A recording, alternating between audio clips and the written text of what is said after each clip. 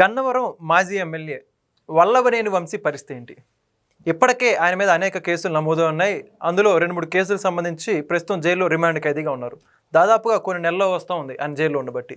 ఆరోగ్యం కూడా బాగా క్షీణించిపోయింది. ఎప్పుడైతే జగన్మోహన్ రెడ్డి గారు ఆయన పరామర్శించడానికి వచ్చి చాలా అందగాడు, చాలా స్మార్ట్గా ఉన్నాడు, అందుకే చంద్రబాబు నాయుడు వీళ్ళందరూ కూడా అరెస్ట్ చేయించారు, ఇవన్నీ కూడా అక్రమ కేసులు అని చెప్పి చెప్పుకుంటూ వచ్చారు. కానీ ఒక్కసారిగా ఇప్పుడు వల్లభనేని వంశీ మోహన్ చూస్తే ఆ అందం ఏమైపోయిందని చెప్పేసి వైఎస్ఆర్సీపీ నాయకులే మాట్లాడుకున్నటువంటి పరిస్థితి. మరి తాజాగా ఆయన మీద కొత్త కేసు కూడా నమోదైంది. దానికి సంబంధించి కూడా పీటీ వారెంట్ మీద నూజివీడు కోర్టులో ప్రవేశపెట్టారు పోలీసులు. దానికి సంబంధించి ఈ నెల 29 వరకు రిమాండ్ పొడిగించడం జరిగింది. మరి వల్లభనేని వంశీ భవిష్యత్ ఏంటి? జైల్లోనే ఆయన జీవితం గడిచిపోతుందా? ఎప్పుడు బెయిల్ వచ్చే అవకాశాలు ఉన్నాయి? ఇలా అన్ని ప్రశ్నలకు సంబంధించి సమాధానాలు తెలుసుకుందాం. మనతో ఉన్నారు సీనియర్ జర్నలిస్ట్ దుర్గా కుమార్ గారు. సార్ నమస్కారం అండి. నమస్తే వెంకట్, మన వీక్షకులకు కూడా. సార్, వల్లభనేని వంశీ ఎప్పుడో 2-3 నెలల క్రితం అరెస్ట్ అయ్యాడు. ఇప్పటిదాకా అవును, ఫిబ్రవరిలో అరెస్ట్ అయ్యారు. దాదాపు 3 నెలలు నిండిపోయినటువంటి పరిస్థితి. ఇప్పటిదాకా ఎప్పుడు చూసుకున్నా రిమాండ్ పొడిగించుకుంటూనే వస్తున్నారు. ఒక పక్క వైఎస్ఆర్సీపీ నాయకులేమో అక్రమ కేసులు బనాయించిన దాని మీద ఏ నేరం తెలియనటువంటి వ్యక్తిని కేవలం వ్యక్తిగత కక్షల ద్వారానే ఆయన ఇబ్బంది పెడుతున్నారు, బెయిల్ రాకుండా అడ్డుకుంటున్నారు అని చెప్పేసి అంటున్నారు. అందుకే చూసుకుంటే ఆయన జైల్లో ఇప్పటికైనా ఆరోగ్యం పూర్తిగా నశించిపోయింది, కూటమి ప్రభుత్వం పట్టించుకోలేదు, ఏదో చేయబోతున్నారు అని చెప్పేసి ఏదేదో చెప్పుకుంటూ వస్తున్నారు. నిజంగా ఆయన భవిష్యత్తు ఏంటంటారు? బెయిల్ గురించి మీ అభిప్రాయం ఏంటి? వెంకట్ గారు, ఎవరైనా ఒక పని చేసేటప్పుడు, ఒక తప్పు చేసేటప్పుడు దానికి ప్రతిఫలంగా వచ్చే ప్రతికూల అంశాలను కూడా తట్టుకునే ధైర్యం ఉండాలి ఎవరికైనా. అంతేగాని మేము చేస్తాము, మాకు ఎటువంటి ప్రతికూలమైన పరిస్థితి రాకూడదు, కష్టం రాకూడదు, వస్తే తట్టుకోలేము, భయపడే ఇది వీరత్వం ఎందుకండి? ధీరుడిగా ఉండాలి. ఇప్పుడు నువ్వు చేసినవన్నీ కూడా తెలిసే చేసావు. ఒక ఎస్సీ కుర్రాడిని కిడ్నాప్ చేసావు, తీసుకొచ్చావు, అతన్ని టార్చర్ పెట్టావు, అతన్ని కోర్టు ముందుకు తీసుకెళ్ళి బలవంతంగా వాంగ్మూలం ఇప్పించావు, లిఖితపూర్వకంగా ఇప్పించావు, తర్వాత టార్చర్ చేసావు, తర్వాత తెలుగుదేశం కార్యాలయం మీద దాడి చేసావు, తర్వాత ఏమో పట్టిసీమ కాలువకి తవ్విన గ్రావెల్ అంతా కూడా పోస్తే 2 పక్కల అవన్నీ ఎత్తేసుకెళ్ళిపోయావు, ప్రైవేట్ భూముల్లో కబ్జాలు చేసావు, పరిటాల రవికి బాగా అనుచరుణ్ణి అని చెప్పి విజయవాడలో అనేక సెటిల్మెంట్లు దందాలు చేసావు, భూ ఆక్రమణలు, భవనాలు ఆక్రమణలు చేసావు. ఇప్పుడు ఆ కేసులు మరి ఒకటొకటిగా బయటకు వస్తాయి కదా. వచ్చినప్పుడు మీరు ఇప్పుడు చెప్పినట్టు మైనింగ్కి సంబంధించి 29 వరకు నూజివీడు కోర్టు రిమాండ్కి పంపించింది. ఇంకా అనేక కేసులు, ప్రైవేట్ కేసులు కూడా వస్తున్నాయి. వాటి మీద పీటీ వారెంట్లు ఇస్తున్నారు. అవి ప్రొడ్యూస్ చేసినప్పుడు ఎక్స్టెన్షన్ అవుతుంది. కాకపోతే జీవితకాలం ఉంటాడని నేను చెప్పలేను, కానీ ధైర్యంగా అయితే ఎదుర్కోవాల్సిన పరిస్థితి అయితే ఉంటుంది. అంతేగాని డేలా పడిపోయి నేను దగ్గు వచ్చేసింది, కక్కు వచ్చేసింది అంటే మరి చేసినప్పుడు కూడా అది ఉండాలి కదా. నేను ఇట్టా ఎవరిని చూడలేదు. ఎందుకంటే ఎవరైనా సరే పొలిటికల్గా అంటే కొన్ని నేను చెప్పడానికి కొద్దిగా ఇబ్బంది అవుతుంది, కానీ స్వయంగా మా కుటుంబాల్లో కూడా ఇట్లా ఏదైనా పొలిటికల్ అయ్యి వచ్చినప్పుడు ఎప్పుడు ఆధారపడటం అనేది అసలు లేదు. మనం ఏదైనా ఒక రంగంలో ఉన్నాము అంటే అనేక కష్ట నష్టాలు వస్తాయి, వాటిని ఎదుర్కోవాలి. కానీ ప్రతిసారి నేను ఇది ఎట్లా అయిపోయాను అట్లా అయిపోయానంటే మరి వెళ్ళినప్పుడు రాజకీయ రంగంలో ఉన్నప్పుడు మరి తెలుగుదేశం కార్యాలయం మీద దాడి చేయాల్సిన అవసరం నీకేముంది? నీ పార్టీ వైఎస్ఆర్సీపీ నీకు టికెట్ ఇచ్చారు, పోటీ చేసావు, నువ్వు గెలుస్తావు ఓడతావు, అది వేరే మాట, ప్రజల్లో నీకున్న దీన్ని బట్టి.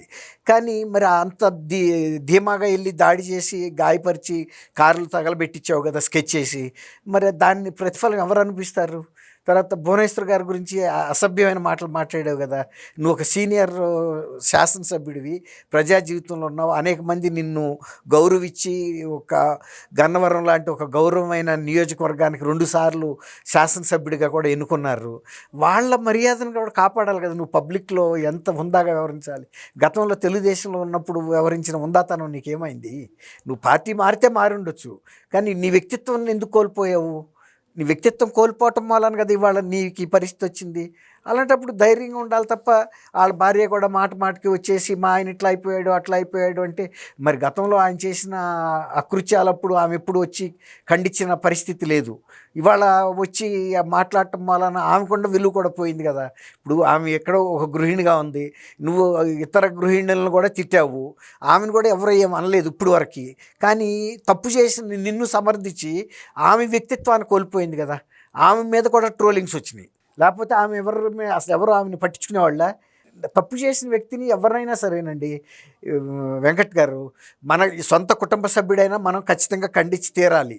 అంతేగాని నా భర్తను, నా భార్యను, లేకపోతే నా తమ్ముడనో చెప్తారు కదా, తమ్ముడు తనవాడైనా న్యాయం చెప్పమని. ప్రజా జీవితంలో ఉన్నప్పుడు ఆ ధైర్యం ఉన్నప్పుడే ఫేస్ చేయాలి. ఆ ధైర్యం లేనప్పుడు ఇలాంటివన్నీ ఎందుకు చేయాలి? నువ్వు ఇంత సెటిల్మెంట్లు ఇంతంత వందల కోట్ల రూపాయల ఆస్తులు ఆక్రమించిన రోజు ఈ దగ్గు నీకు రాలేదా? మాట్లాడితే తూలిపోవటం, లేకపోతే కెమెరా చూడగానే దగ్గు వస్తుందని చెబుతున్నారు అక్కడ కోర్టుల దగ్గర. అంత భయం ఎందుకు నీకు? నువ్వేమన్నా 80 ఏళ్ళ ముసలాడివా? మహా ఉంటే 50 ఏళ్ళు ఉన్నాయేమో ఆయనకి, 50+ ఉంటే ఉండొచ్చు. చంద్రబాబు నాయుడు గారి మీద మరి అక్రమంగా అరెస్ట్ చేసినా కూడా, బ్యారక్ మొత్తం ఖాళీ చేసి ఆయన ఒక్కడనే పెట్టినా కూడా, ఒక దెయ్యాల లాంటి ఒక బూత్ బంగ్లాలో మరి తట్టుకున్నాడు కదా ఆయన. ఆ మనోధైర్యం ఉండాలి. ప్రజల జీవితంలోకి వచ్చిన తర్వాత అనేక ఆటుపోట్లు వస్తాయి ఎవరికైనా కూడా. మరి ఆస్తులు సంపాదించిన రోజేమో మరి ఆనందంగా గడిపావు, ఇవాళ దానికి సంబంధించిన శిక్ష వచ్చేటప్పటికి ప్రతి వాళ్ళు సానుభూతి పవనాల కోసం ప్రయత్నిస్తున్నారు. అది కరెక్ట్ కాదు. ఒకసారి ఏదైనా జరగవచ్చు, అనారోగ్యం వస్తుంది, ఫేస్ చేయటమే. వాళ్ళు అక్కడికి గతంలో చంద్రబాబు నాయుడు గారికి కనీస వస్తువులు కూడా ఇవ్వాల. ఎందుకు? పై ప్రభుత్వంలో పెద్దలు వార్నింగ్ ఇచ్చారు వాళ్ళకి, రాజమండ్రి సెంట్రల్ జైలు సిబ్బందికి. కానీ నిన్న నీకు అనారోగ్యం రాగానే వెంటనే నిన్ను గవర్నమెంట్ హాస్పిటల్కి తీసుకెళ్ళిపోయారు కదా ట్రీట్మెంట్కి. అదే కనుక రెడ్ బుక్ రాజ్యాంగం అంటున్నారు. రెడ్ బుక్ రాజ్యాంగం అయితే అతను ఏదైనా సరే తీసుకెళ్ళొద్దు, కోర్టు నుంచి రిటర్న్ ఆర్డర్ రానివ్వండి అనొచ్చు కదా. కానీ మానవత్వం అనిపించుకోదు కదా. ఇప్పుడు జైలు అధికారులు కూడా మాకెందుకండి బాబు, ఇది అసలే రాజకీయానికి సంబంధించిన మనిషినా, కోర్టు నుంచి ఆర్డర్ తెచ్చుకోండి అని అంటే, కోర్టు ఆర్డర్ ఒక్కోసారి కోర్టు సెలవు ఉండొచ్చు, జడ్జి ఉండకపోవచ్చు, ఒక్కోసారి జడ్జి గారి ముందు రాక ఈ నోటీస్ వెళ్ళకపోవచ్చు, ఈ పిటిషను. కానీ అదంతా చూడకుండా పంపించారు కదా, అందుకు సంతోషించాలి. అంతేగాని గతంలో ఎవరిని పడితే వాళ్ళని, మరి ఆ రోజు లోకేష్ గారిని, చంద్రబాబు నాయుడు గారిని, పవన్ కళ్యాణ్ని ఇష్టం వచ్చినట్టు మాట్లాడారు. భువనేశ్వర్ గారి గురించి అయితే చెప్పనే వద్దు. మరి ఒక ఉన్నతమైన చదువుకుని ఉన్నత కుటుంబంలోంచి వచ్చి నువ్వేమన్నా ఏమీ లేనాడివా, లేకపోతే సంస్కారం లేనాడివా? మరి అట్లా ఆయన మాటలు మాట్లాడి ఇవాళ ఎవరు సానుభూతి చెప్తారు ఆయనకి? కాబట్టి దాని గురించి పెద్ద ఆయనకి ఏదో అయిపోద్ది, జీవితకాలం అయితే ఉండడండి. బెయిల్ వాళ్ళకైతే ఇంకో 2 నెలలకు 3 నెలలకు వస్తుంది. అప్పుడు దాకా ధైర్యంగా ఉండి ఎదుర్కోవాలి. కానీ ప్రజల్లో సానుభూతి కోసం నువ్వేం మంచి పని చేసావని ప్రజలు సానుభూతి చెప్తారు నీకు? ఎవరి గురించి అన్నా మంచి పని చేసావా? లేకపోతే పట్టిసీమ కోసం తవ్విన లక్షలాది క్యూబిక్ మీటర్ల గ్రావెల్ అమ్ముకున్న దానికి నువ్వేం సమాధానం చెప్తావు? దాని డబ్బు నీకు అందలేదా? అసలు నువ్వెవరివి? అది ప్రజలకు సంబంధించింది కదా. ఆ గనుల శాఖ వాళ్ళు అమ్ముకుంటారు కదా, ఇరిగేషన్ శాఖ వాళ్ళు అమ్ముకోలేరా? అది ప్రజా కోశాగారానికి చెందాల్సిన డబ్బు, కానీ నీ సొంతానికి కాదు కదా. అట్లా నువ్వు ఎన్ని కుంభకోణాల్లో నువ్వు పాత్రధారిగా ఉన్నావు. దగ్గేటప్పుడు ఇవాళ దగ్గితే ప్రజలకి ఏమన్నా వచ్చే నష్టం ఉందా? కానీ ప్రజల సొమ్ము నువ్వు అప్పనంగా సపరేట్ చేసావు. మరి ఇట్లాంటి దగ్గు వచ్చినప్పుడు ప్రజలు ఏదో చెయ్యాలి అని ఆశించడం, ప్రజలు కూడా ఇట్లాంటి చిన్న చిన్న విషయాలను పట్టించుకోకూడదండి. చాలామందికి ఉంటారు ఇట్లాంటి అనారోగ్యాల్లో, అదేం పెద్ద విషయమేం కాదు. ఇది ప్రాణాంతకమైన పరిస్థితి ఏం ఆయనకి లేదు. ఏదో కుప్పకూలిపోయాడని అంటున్నారు, కానీ కోర్టులో ఆయన ఎక్కడ కుప్పకోల్లా. జడ్జి గారికి చెప్పాడు, జడ్జి గారు కూడా వెంటనే జైలు అధికారులకు కూడా చెప్పేశాడు. ఇవ్వటమే కాకుండా ఆయన రిటర్న్ ఈ ఆర్డర్ కూడా ఇచ్చాడు. ఆయనకి ఎప్పుడైనా సరే వైద్య పరిస్థితి బాగోనప్పుడు పరీక్షలు చేయించండి, వైద్యం కూడా చేయించమన్నాడు. తర్వాత ఈ కోర్టుకి ఇన్ఫామ్ చేయమని కూడా చెప్పాడు. కాబట్టి ఆయన పట్ల వ్యవస్థలన్నీ కూడా బాధ్యతగానే ఉన్నాయి. ఆయన ప్రజల పట్ల ఉన్నాడా లేదా, లేకపోతే ప్రతిపక్ష నాయకుల పట్ల గౌరవంగా వ్యవహరించాడా లేదా అనేది ఆయన విజ్ఞతకు వదిలేద్దాం మనం. Thank you sir. Thank you Venkat గారు, మన వీక్షకులకు కూడా. Please subscribe to Leo news for more videos.